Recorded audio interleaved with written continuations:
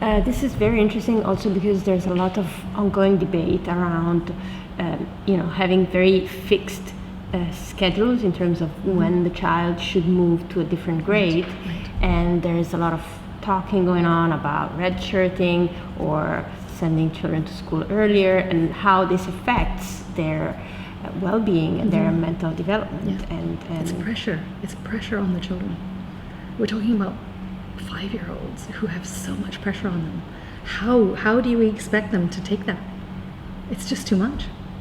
They're so young. They're so young, and I think that one of the things that as I get older, I think about that a lot, and I think, we have so much time. Why are we putting so much pressure on even up to a 12, 15-year-old? We put so much pressure on them. For what?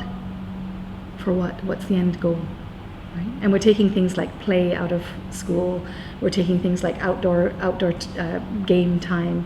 We're taking, like in the States and Canada, when my son went to junior high school, all of a sudden physical education was not mandatory. And he was not a sports person, so he said, okay, I won't take physical education. And then I said to him, but where's your downtime? Where's your time that you've, like one of the things that we are very respectful of in the Montessori environment is when a child has done a very big activity, say for example some math work, where they've done a big multiplication or something and they've had a lot of material out and they've, oftentimes you will see that child go to one of the simplest activities that they've been doing for 3 years that they've been here. And what is that about?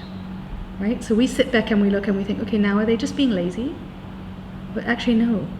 They don't realize it, but they're processing what they've just done.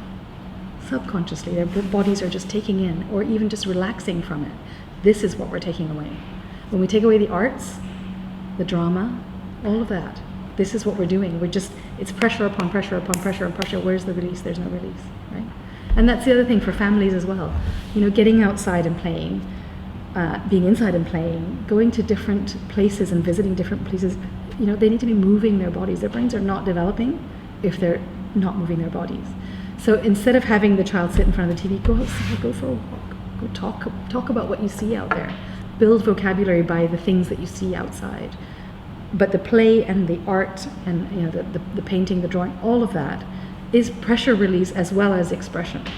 This is what we're taking away, and so the pressure is just compounding. And what do you get then? You get depressed adolescents, right? And it's not necessary. I mean, these children are going to live till they're 80, 90 years old, and we're putting so much on their first 20 years. What are we creating? Or they develop ADHD. Right. Or anything. Anything. Medication. There's so many different ways and then we're giving medication, and what's that doing to them physically?